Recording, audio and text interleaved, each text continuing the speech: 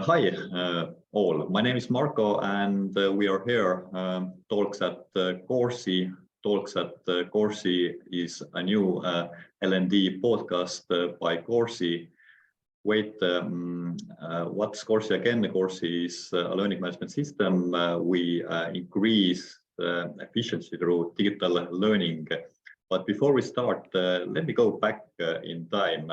It was November 28, 2022, e-learning fusion conference in Poland. Michelle had already finished her presentation, creating a culture of learning and talking with other experts in the speaker room. So, and me and Agu, CEO of Coursy, understanding that the conference are about the people and not PowerPoints, gathered their courage and asked permission to join. And I'm happy that they allow us. I'm happy because it gave us an opportunity to welcome Michelle Parry Slater as our first guest. Michelle is a senior learning and development business strategist, author, and organization development practitioner.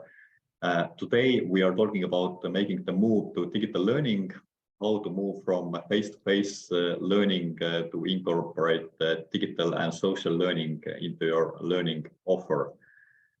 Regarding the format, we have approximately 45 minutes for presentation, and we will take the questions throughout our meeting using chat. So Michelle, the floor is yours.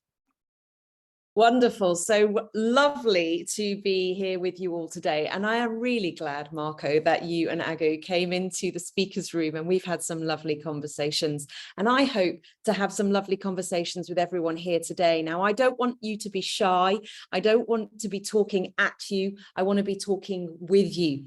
And so I want to encourage all of you to use the tools that we have here on Zoom in order to talk to me, to talk to Marco, to ask questions, to comment, because you will leave today with something useful to you if you can put this in your context. So please, please, please find the chat. If you go to the bottom of your screen, you'll see there's a speech bubble. And if you click on the speech bubble, the chat will appear. If you want to anchor the chat to the right-hand side of your screen, you can do that through the view button in the top right corner. So please get yourselves over to the chat and tell me, where are you joining us from? Tell me about the weather.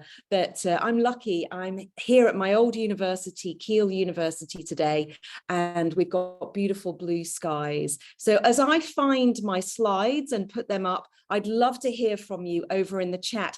Or you can use the reactions button, which is a little bit down on your screen there, and you can give everyone, including Marco, a big thumbs up for that lovely introduction to me today. So I'm going to find my screen share, and you're going to get yourselves over to the chat.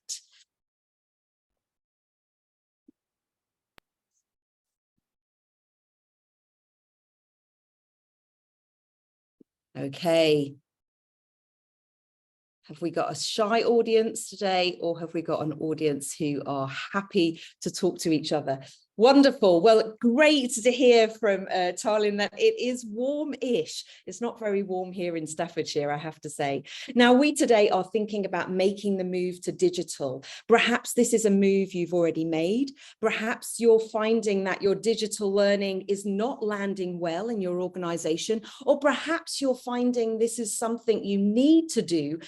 Perhaps it's post-COVID, perhaps the pandemic has pushed you into digital. Digital learning is just a tool, and we're going to be looking at all of those types of questions together today. So great to hear from Aiga, great to hear from Dace. Forgive me if I'm making any bad pronunciations. Do feel free to correct me in that chat. So what are we going to be thinking about? Well, this is where many of us recognize, isn't it?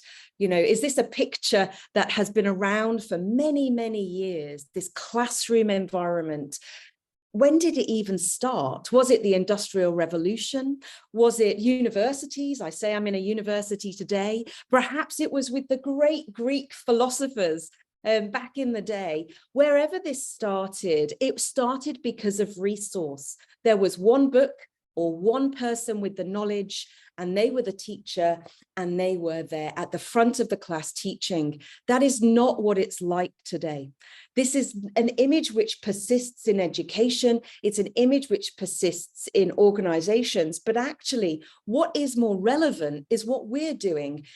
Networking, talking to each other, using the tools, the idea that we pump knowledge into people's brains. I call it injection education. We go to school to get injected with knowledge, and we are expected to hold that knowledge and retrieve it much, much later. But that isn't how business works. This is a little bit more like we recognize today. Perhaps this is a pre-COVID setting where, you know, we'll come together in the boardroom, we'll have a meeting. There's technology around us. We have, you know, our mobile devices, we have our computers, we're Googling things. It's a little bit more tech enabled, but actually, is this really the image that we have of learning today? Is this where learning is taking place? Perhaps you are running workshops or small groups, you have flip charts, you have presentations, or perhaps actually people are working on their own. People are learning on their own. Perhaps they're in a coffee shop, perhaps they have a book, perhaps they have a device. Which of these images is like your workplace learning? Which of these do you have? Is it, I'm trying to type and talk now. Forgive me while I do that. Is it classroom? Is it boardroom? Or is it cafe? Tell me in the chat, which of these images feels a little bit more familiar to you? Okay, Saul's going with classroom and cafe. Katherine's got a mix of it. So we've got, is it Kalutis? Is it Herman, I think, who's got boardroom and cafe? It is a mix, and that's kind of the point.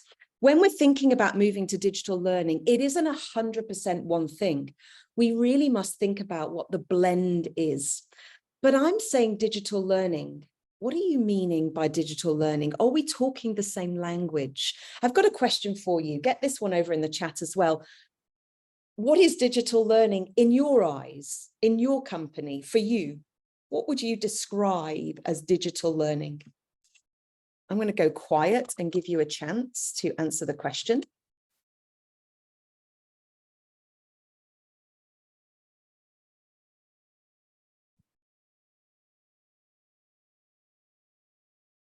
Okay, it'd be great to hear from everybody. Great to hear from Herman and Mariette and Sandra and Maxim. What is digital learning?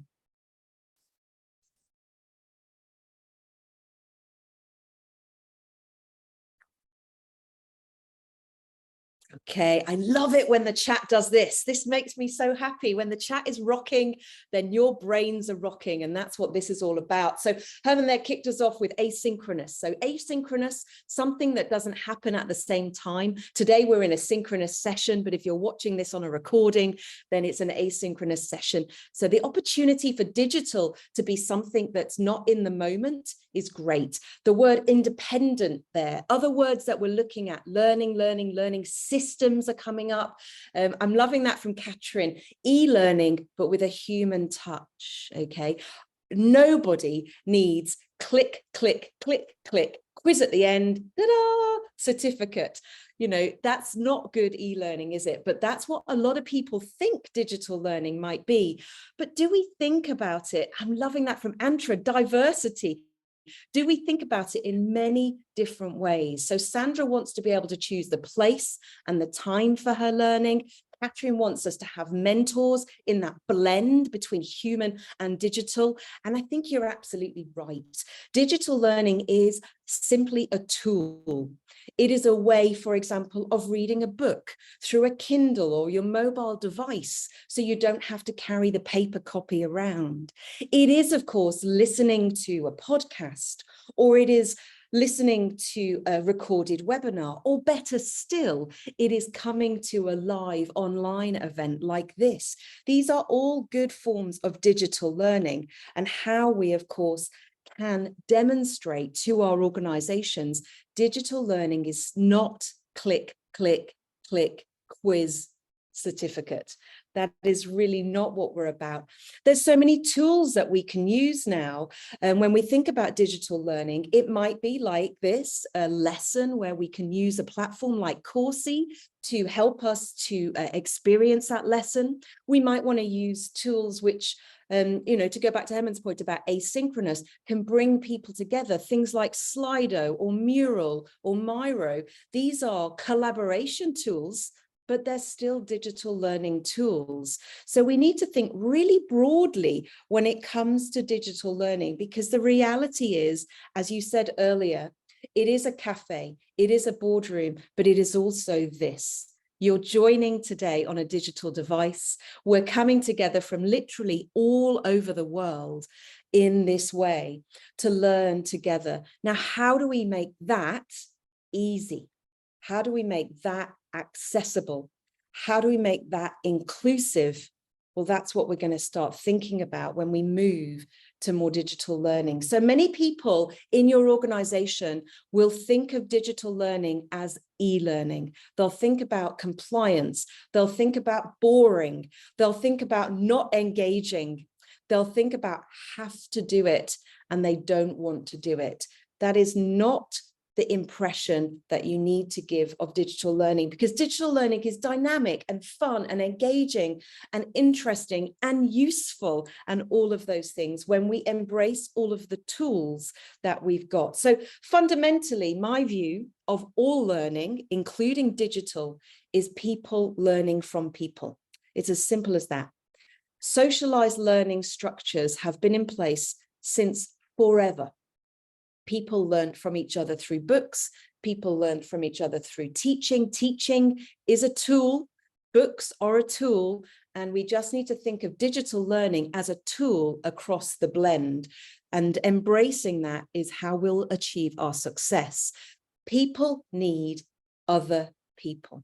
So however you do digital learning, there needs to be a chance to connect, to chat, to make sense of it, to understand the context of it.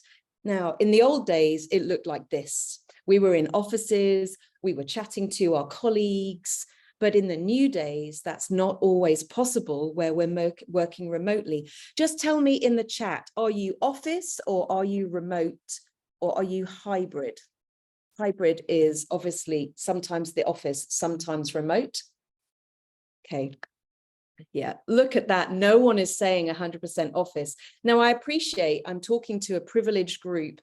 You know, if you are working in a shop, if you're working in a hospital, for example, if you're driving a bus, then digital learning for you would not necessarily look like this. It would not look, in a way that we might recognize if we're hybrid or office or remote. So we do need to think more inclusively. So digital learning can actually help bring people from all over and feel like they're connected. So your bus driver, your nurse, your vet, all the people that work in physical places, they can still feel connected to the wider organization, because people are social creatures. We need other people. We need to be connected. We need to understand context and how we can connect with other people. So this is a really important part. Please, please, please don't think I am promoting digital as the only option. Digital is part of a blend. Now, it may well be that we do the connecting digitally as well as we do the learning digitally. The blend is that we do need to make sense. We do need to understand the context. I talk about it in my book. I've written a book called The Learning and Development Handbook, and I talk about learning as a multifaceted dice. This is not digital or face-to-face. This is not classroom or boardroom. This is not, Coursy or classroom. This is a multifaceted experience. So lots of different opportunities to learn from each other, to learn and share knowledge. It's really very important that we do that. And I go on in the same page, 166, if ever you buy my book, that we're not talking about either or. We actually must be advocates. I'm just going to read, I've got my book here. I'm just going to read this to you. In L&D, we must be advocates of the right solution for the right problem, for the right people, at the right time, for the right reasons, delivered in the right way. Digital helps us with that. Digital enables that. What do we mean when we say the right way, the right people, the right tool, the right learners? What we mean is that we really understand our business, that actually we consider what our business needs are, what would be acceptable in our context and the work that we're doing. It would be ridiculous, for example, if you are working in a hospital and all of your learners are nurses and you are expecting them to, for example, go onto a desktop computer to do an e-learning program. That is not where their work is. That is not their workflow. And when they're learning in the flow, they can apply the learning. But when they're learning in the abstract, it's much harder for their brains to then apply the learning. So for nurses, you would expect there'd be much more on the job. And of course, the digital elements there would, for example, be that you have mobile devices and they can look at videos in the moment. You can give them checklists to help them with the process that they need to follow in order, for example, to take some blood. So we need to think about who are the people we're working with and what are their needs. So I'm going to take a moment to start considering your organizations. So tell me in the chat, what are your organizations? Who are the people that you're working with? You know, what organizations have we got on the call today? So I run a learning and development company. That's my organization. The things that matter to me around strategy are around working on my business and in my business. And the goals I have are to help everybody have much better people development, organization development to become normal for everybody. What about for you? Okay, so Marco, a learning management system vendor. What about everyone else? What's your context? It is super, super important that you do know your context and that you really are putting digital into that context in a way that suits the people who need to use it. Okay, Catherine, oh, what university are you? I'm at Keele University today, working with the vet school actually today for the rest of the day. So Helena, you're in instructional design. And we've got, yeah, Agu, hi Agu, a digital platform provider as well. L&D and customer support for cybersecurity. So Saul, cybersecurity will give you really specific ways in which you should and shouldn't be using digital. One of my favorite stories, I'll just stop and tell you about cybersecurity and digital learning. This is very typical of what happens. That the IT department went to the learning and development department in a massive oil company. And they said, learning and development, we have a problem. The problem we have is everyone is opening phishing emails, you know, those emails that are sent round that are trying to fish for information. And they said, this is a problem for us. You need to tell everybody that this is wrong. You need to put everyone through e-learning. Because they need to stop opening phishing emails. Now, this was a multinational company. Phishing emails was a small problem in a multinational company. If the learning and development department were to, for example, make everybody in the whole company do the same e-learning, can you imagine the cost, not just the financial cost, but the emotional cost, the goodwill cost? The next time that anybody from L&D was to promote some learning, everybody would switch off. They would have a bad experience of digital, because when you put everybody through the same experience, whether they need it or not, this is what makes people feel frustrated. People are not interested in learning. People are interested in their market, in the finances, in the sales, in the thing that they are paid to be interested in. So what did the multinational do to help with their cybersecurity? Well, what they did was they sent out a fake phishing email and they followed it. They followed the data, and that data led them to a cohort of people who needed the help. And that cohort of people was people who were middle managers. They were comfortable. They'd been in the company for a long time. They didn't really, they weren't really close to the risks. They weren't very IT savvy, and they didn't know a lot about, you know, digital stuff. And they were just not really understanding. And by targeting your learning, targeting your digital learning to the right people, that way people feel much more engaged. And it's a lovely story. I really like that story. So thank you, Saul, for being able to give me the excuse to share it. Because at the end of the day, what happens in learning is we jump to the solutions. We jump right in, we make things, but we need to know why before we know what we're making. Remember, the right people, the right solutions, the right problems. So knowing your why, in that case, for that oil company, they had to obviously protect people against the phishing emails and opening the phishing emails. But the solution that they wanted was 100% of people going through e-learning.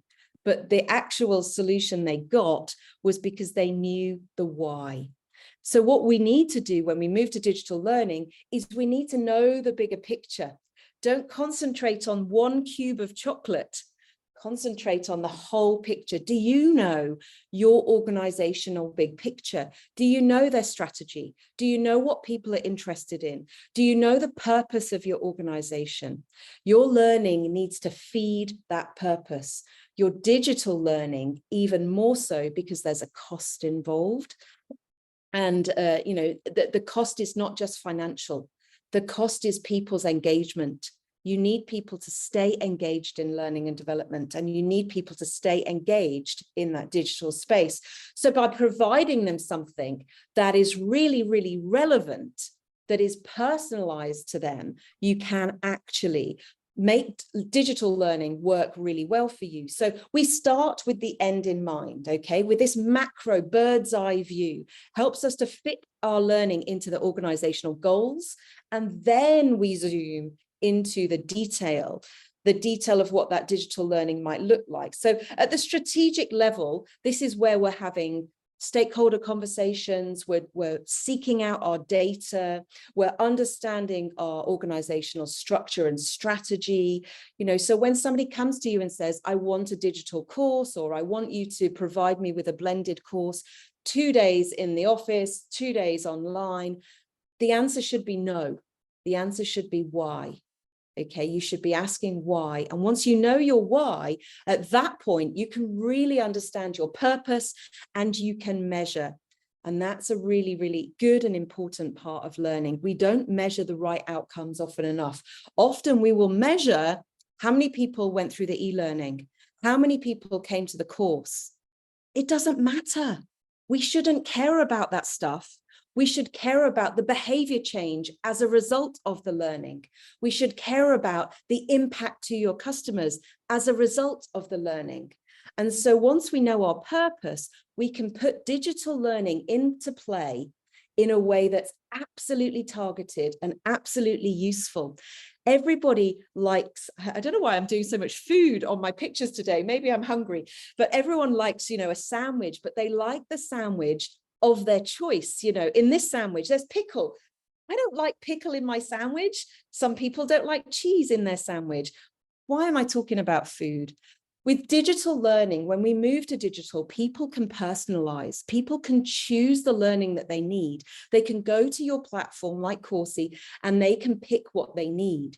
And that's really important for engagement. That's really important to help you measure better outcomes instead of everybody going to the classroom and having the same learning injected into them. Remember, injection education. Actually, we can personalize. We can get the different ingredients of learning and people can navigate their own way through. And that is really important for you to get better digital outcomes. So knowing your purpose is a really important part. My next piece of advice is understand the focus and the format. So you know why you're doing it, you know who your audience are and what they need. So how do you understand what digital format you should focus on providing? Should it be a video? Should it be a podcast? Tell me in the chat, what different digital formats do you know about or do you use? Tell me all your digital formats.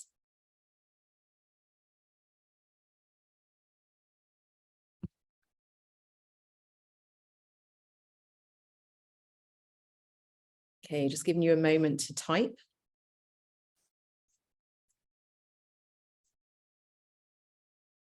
Perhaps you're not using any. Perhaps this is the first time you've thought about digital learning. What formats would you like to use? Think of that lady in the cafe. What formats do you use in your private lives? We're very good in our private lives at digital learning. Okay, so we've got video, bite-sized videos and quizzes for the self-checking. Yeah. Okay, online courses, Moodle, podcasts, Google, audiobooks. I love an audiobook. Oh, that's a really interesting one there. Story-based e-learning. So providing we're not, we've got the opportunity, you could use stories for so many things. I love stories in learning. You could use branched video, for example, where you show a little bit of the story and then people have to choose, do we go this way or this way? And then the next branch of the video comes through. Yep, absolutely. Google Classroom's a good one, actually. A lot of educationalists in the UK have switched over to Google Classroom because it's freely available to them through their e-learning, through their email platform. But sometimes we do need to really focus in. Sometimes we need to have a platform which is really directed towards what our needs are. Parry, Instagram, learn so much. Instagram, TikTok, Twitter, there's so much out there that actually our role in learning and development is really, really important to make sure that we are using all of the platforms that we should be using that suit your needs, suit your understanding. This is why it's so important to know your context, to know your purpose. Of those platforms and of those e-learning and of those digital assets that you've just mentioned, I have another question for you on the screen now. What is the key factor to ensure a great digital learning experience? What is the key factor? So we've talked about LinkedIn Learning there. We've talked about story-based e-learning. We've talked about micro-learning, videos, Moodle, Google, Instagram. But what is the one thing that ensures a great experience for you personally? Okay, Agu's straight in there with the solution. Yeah. And often that solution needs to be quick. I need to be able to find it. So ease of access. Yeah, relevant information. Now, of course, so we could go to Google for everything, couldn't we? The internet is available to all of us. We can pick up our handheld device and we can Google anything. But so much noise, so much noise. How do we sift through the noise? And that's why relevant information becomes really important. Trust the source. Marit, I'm loving it. So as an L&D professional in your organization, you can become the trusted digital source. You can sift through the Google. You can curate the best content. You can provide it on a platform which is easy to access, which is single sign-on. It's not a barrier to entry, engaging, as Marco says there, the variations. Not everyone wants to watch a video. A lot of video is consumed. They reckon up to 70% of video is consumed quietly without sound. So things like having subtitles on your videos is a really important format because that will ensure a great experience for the majority of people where they watch videos without sound. So these are really important elements that you really do need to think about. And whatever format you choose, whatever platform you choose, whatever digital assets you choose, Agnes there's mentioned about quality. You're absolutely right. You have to know your platform. You have to provide quality experiences. So whatever that platform absolutely is, and it almost goes without saying, knowing that platform backwards, knowing that how to provide a really great video, how to provide a really great checklist. These are really important. You know it, so your learners don't have to. By you knowing the platform really well, it means that your participants have got an easeful, barrier-free experience with digital learning. And let's go back to some of the things that you've talked about for a great experience. You answering my problem. It's relevant information. There's trust, there's engagement, there's quality.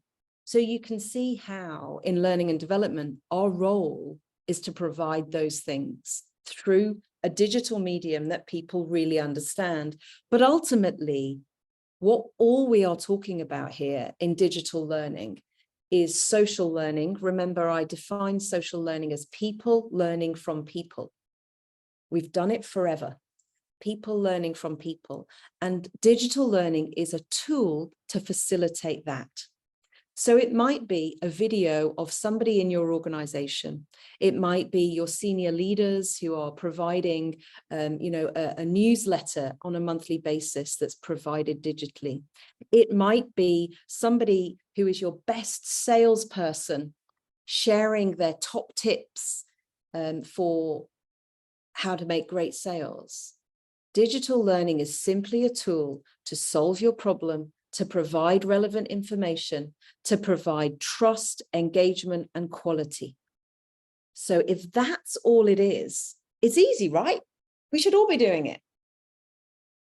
Well, it's perhaps a little bit more complicated than that, but it is certainly a case of being able to provide a place for good stories to be shared, for knowledge to be accessed at point of need. So I don't want to go on a course in 6 months' time when I need to know how to do that thing today. So digital gives us this choice, and it is an absolute imperative. We cannot wait. We don't wait in our private lives, okay? Please tell me in the chat, what was something that you bought recently? What is something that you bought recently? Something big. Tell me something that you bought recently in your private life. Anything at all. What did you buy?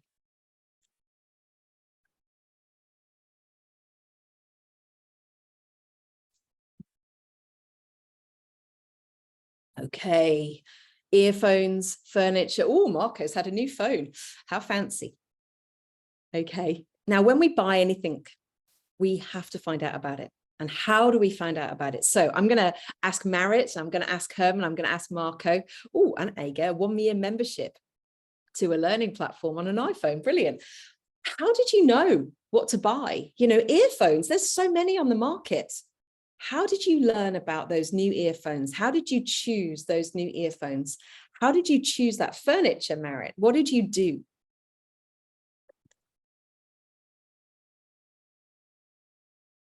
Okay, you'll notice when I ask a question in this platform, I always put it in the chat. And I do that for 2 reasons. The first reason is that we mustn't assume everybody can hear.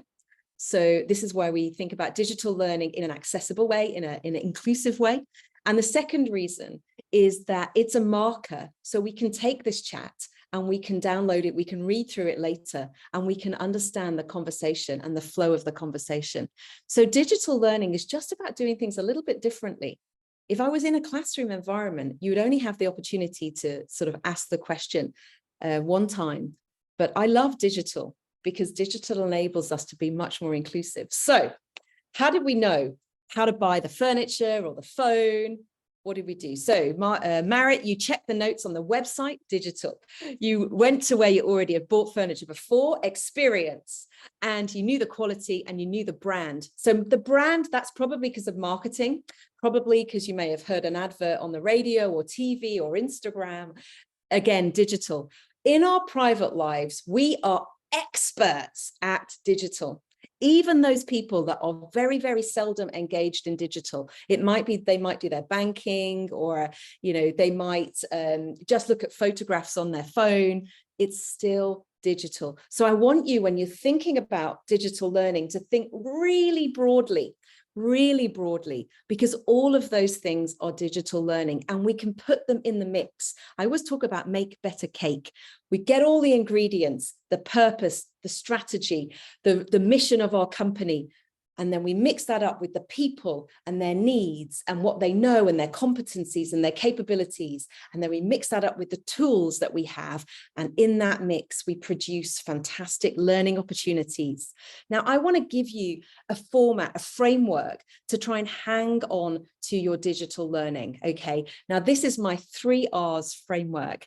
And this framework works across all different blends. But today we're going to focus this blend across digital. Now, the 3 R's we have: what is required, what is resourced, and what is referred. Okay, we might want to also add the 4th R. I'll drop it in the chat. The 4th R, oops, can I write and talk at the same time? Is reflection. So this is what I'd invite you to do after today, because learning happens in the reflection. What we're talking about in this framework is really what we're providing. And let me walk you through the framework. So we have the formal side of things. We have us in learning and development providing e-learning, providing the sense-making webinars, providing the classroom environment, the boardroom conversations, providing the spaces for that learning. It doesn't matter really what's in your boxes. There's got to be more than one. Please, please, please never give one injection. You always have to have a top up. So formal learning should always have multiple touch points. And in those boxes, we may have our platform with our e-learning. We may have our podcasts, whatever that blend needs to be. But there's a human.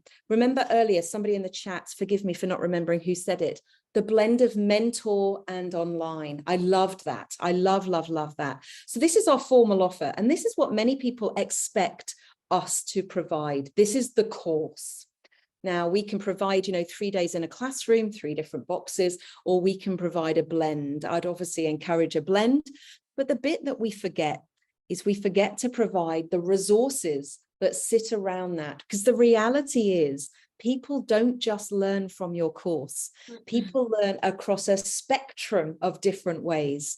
And they're all of these assets that I'm just looking at here. So I want you to kind of tell me in the chat, how do you learn? Now we've had some of this already in the chat.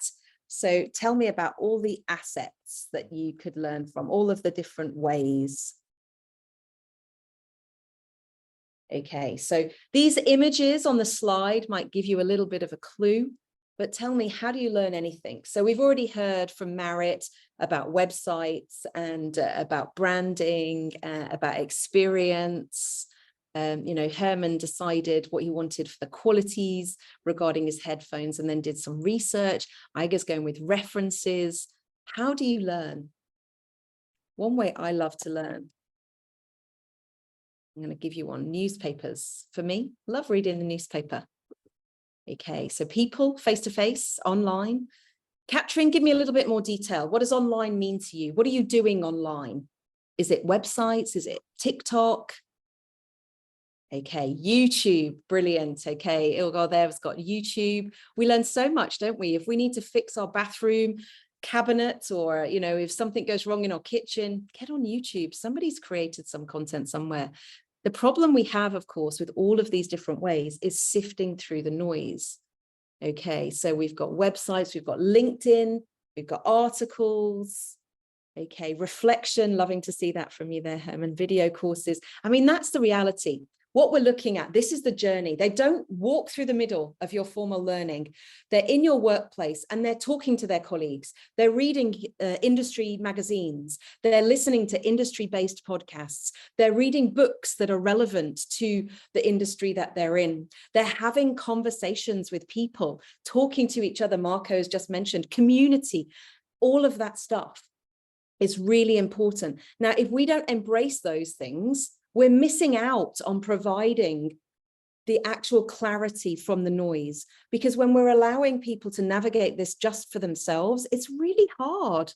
It's really hard to know, is this trusted? Is that trusted? Is this advice the right advice? Is this the best information? Is this YouTube video the best YouTube video, or is there another YouTube video? So my recommendation is that we provide these resources. We offer these digital alternatives and physical alternatives.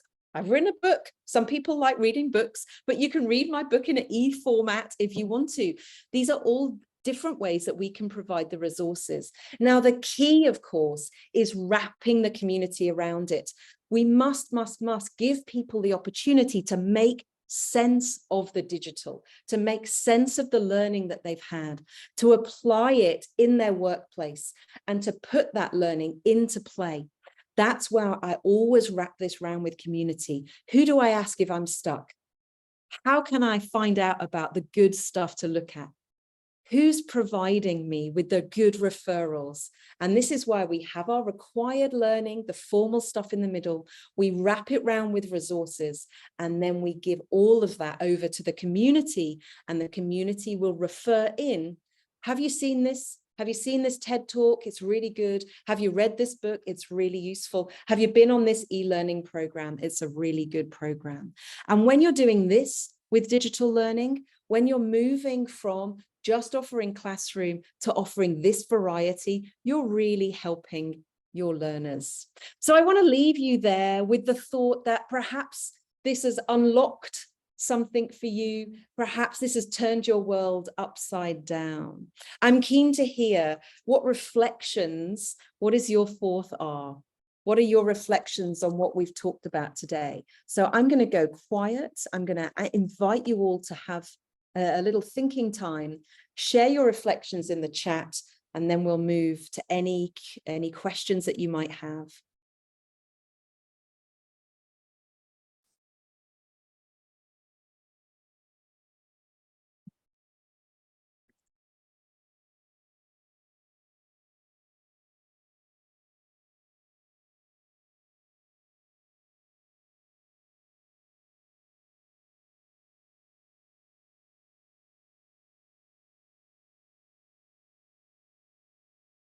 Okay, well, I hope that some light bulbs have turned on for you today in terms of thinking about digital learning.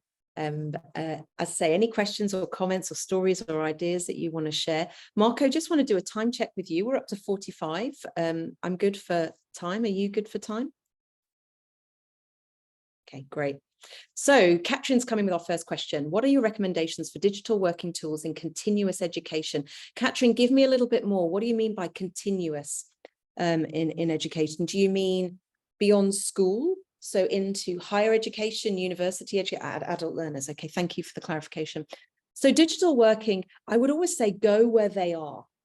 So go where they are means if you are providing a platform, it's got to be seamless. It's got to be easily accessible. If you provide digital learning over here, but they're not easy, you know, it's not easy to access, it's not single sign-on, for example, then it becomes a barrier. So always reducing the barriers.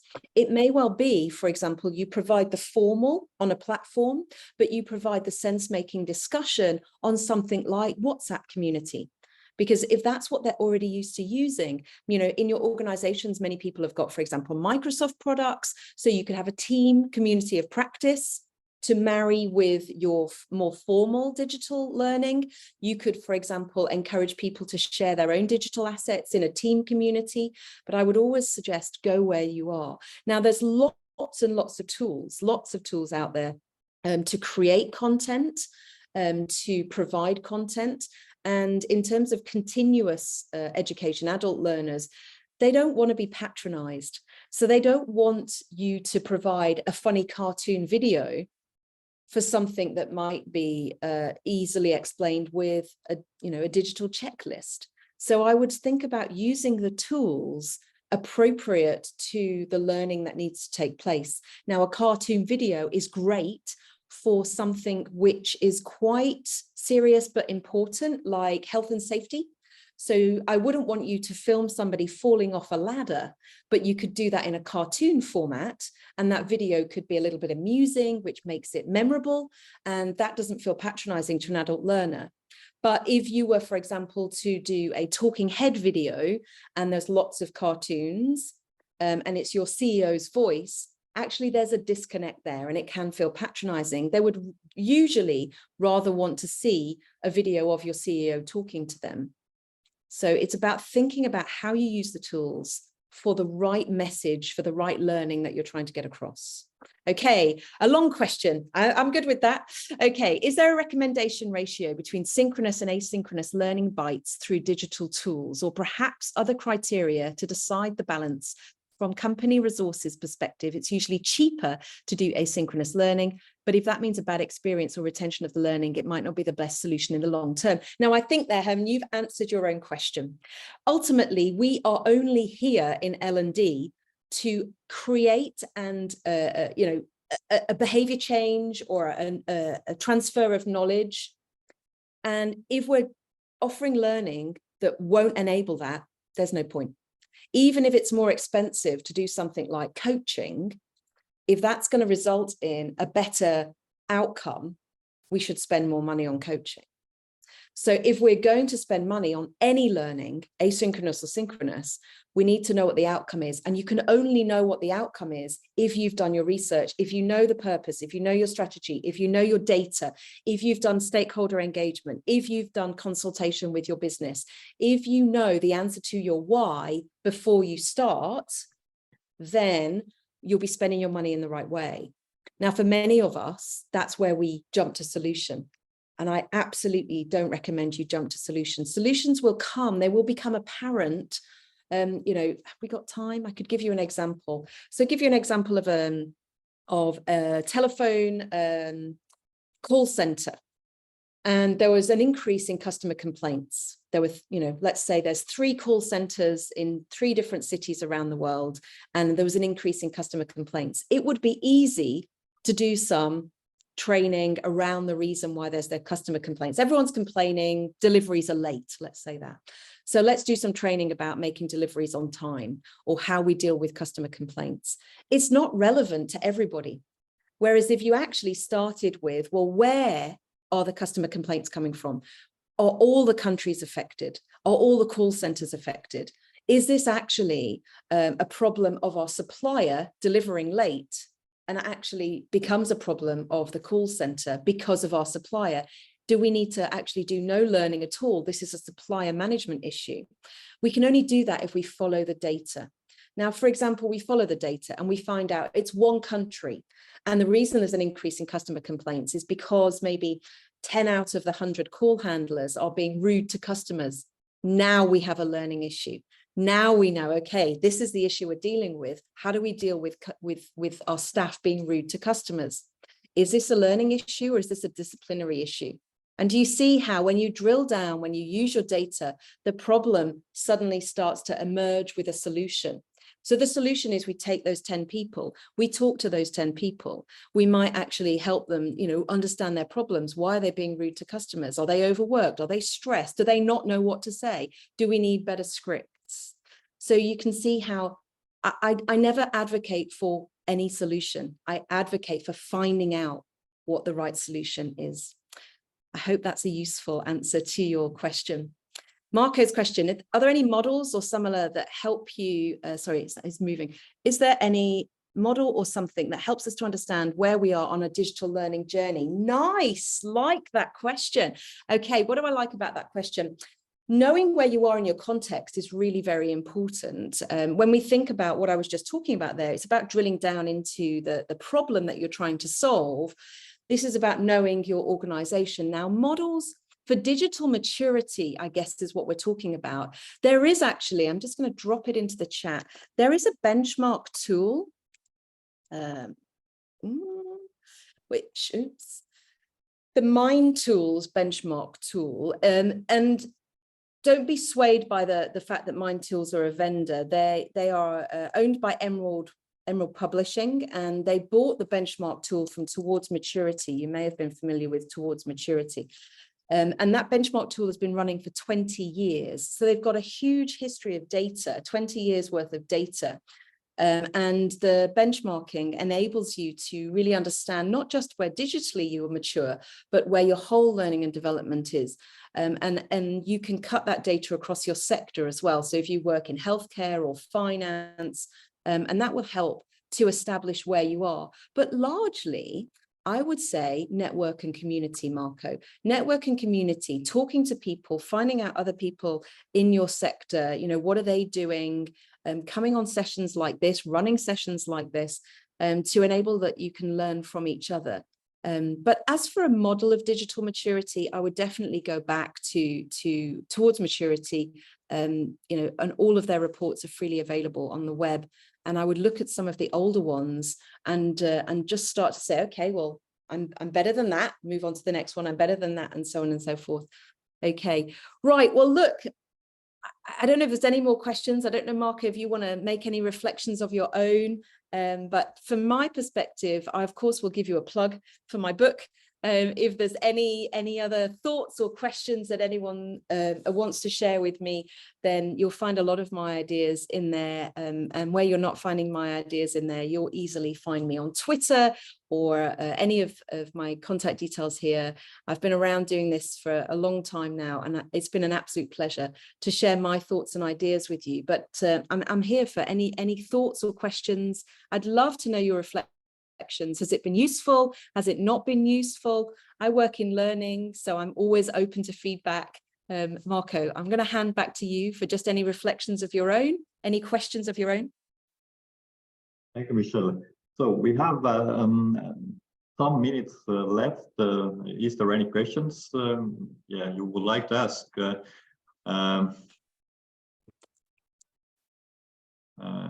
Yeah, you can think a bit. I have actually one question, Michelle. If you think about common mistakes, and let me ask this way, what is number one mistake training managers, learning and development managers, as well as HR managers are doing when moving to digital learning? Number one mistake is they are buying a platform or they're buying tools and they don't know why. They can't answer their why. So we will often, in a couple of weeks in the UK is the Learning Technologies Conference, and I'm chairing sessions at the conference, and the exhibition hall has got loads of Coursy and other competitors there, and they buy a platform but they don't know why they've got it, and that's my absolute number one mistake. So I would always advise anyone who goes to something like Learning Technologies or goes out to vendors is to ask, not how will this help me, but actually vendors need to be asking you, what problem are you trying to solve? Now, not all platforms are right for all people. So a vendor that's happy to say, actually, we can't help you with that, that's a great vendor. That is a really great vendor, because that vendor is understanding that I'm not going to sell to 100% of the people. I'm going to sell 100% right to the right people. Okay. And that's what's really important. So by going in, knowing your why do I need a platform? I'll give you my own personal story on this one, that years and years ago, I was a global head of learning at a corporate organization. And I basically got on a plane every week. I was flying off to different places around the globe and teaching about our platform and how we used our technology in our work. We were a relocation provider. And at Christmas time, I'd been away for 12 consecutive weeks to 12 consecutive countries. And every time I traveled, I brought a book from that country to my children. And it was Christmas, and my youngest daughter, she was 4 years old, and she said, Mummy, where are you going? Where will we get the book from? And of course, I said, it's Christmas. I'm home. I'm not going anywhere. And she looked me in the eye and she said, did you lose your job? I was really shocked. So what? How does a 4-year-old have this language? What is happening here? And it really woke me up that actually she wasn't having a good experience of me being a mother. I wasn't having a good experience of spending all my life in airports. The learners were not having a good experience of me flying in. I got up at 4 a.m. I got on a plane. I did my job. I came home. The next day, I went and did it again in another country. This was not working for anybody. So I looked to digital, and my why was because I cannot keep flying all over the world to teach people how to do their jobs. I went to Learning Technologies and I said, I want me on a good day every day. And that was my why. I wanted to be able to go along. Anybody in the company could access the knowledge in my head anytime they chose. And that was the purpose of the digital platform that I was seeking out. And we did, and we implemented a digital platform, and everyone started talking to each other. We had a whole piece of community. 3,000 people were teaching 3,000 people. And it was great, and it rocked, and that's how it should be. But we could only get there because we knew why we were implementing a platform. So for example, a platform that provided me with, something that I could easily transfer the knowledge out of my head to other people. That's what I went for. And I used a lot of video in that. I wouldn't have been able to, for example, implement a platform that I had to create e-learning using Articulate or Captivate or any of these platforms because I didn't have those skills. So it's really, really understanding what is it that you're trying, what is the problem that you're trying to solve? And, you know, a vendor that says, I can really help you with that means that they understand that problem. They understand you as a customer, and they're not simply just trying to sell anything to you. There's another question come in. What are the ways to retain the social learning aspect, the feeling of human-to-human interaction in asynchronous learning? Community, community, community. There's always got to be a place to ask the question. There's always got to be a place for people to interact. And we're used to this. We do this all the time. You know, we do this on Instagram. We do this on Twitter, on Facebook, on all of these social platforms, on YouTube. We can ask and comment. And so don't ever shut down social learning. You know, you might want to provide the platform which gives the formal piece, but wrap that formality in a community of practice so people have got the opportunity. Any other final thoughts or reflections? Yeah, can't agree more on that. Thank you, Michelle. So we have time up at the moment. So thank you very much, Michelle. It was a real pleasure talking to you, and I'm sure that all the participants are now enlightened to the question how to move from face-to-face learning to incorporate digital and social learning into their learning offer. Today, we talked about making the move to the digital learning. The podcast was talk at Coursy. My guest was Michelle Parry Slater, and my name is Marko Vene.